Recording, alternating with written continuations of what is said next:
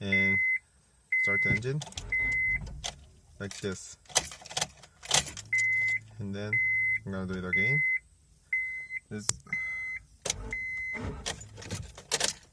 The engine doesn't crank at her. I don't know, it's a battery issue. So I found the starter in there, so I'm gonna do old fashioned style. I'm gonna tap it.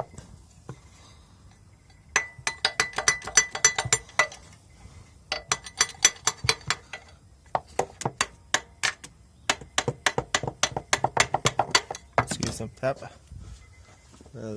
Start time.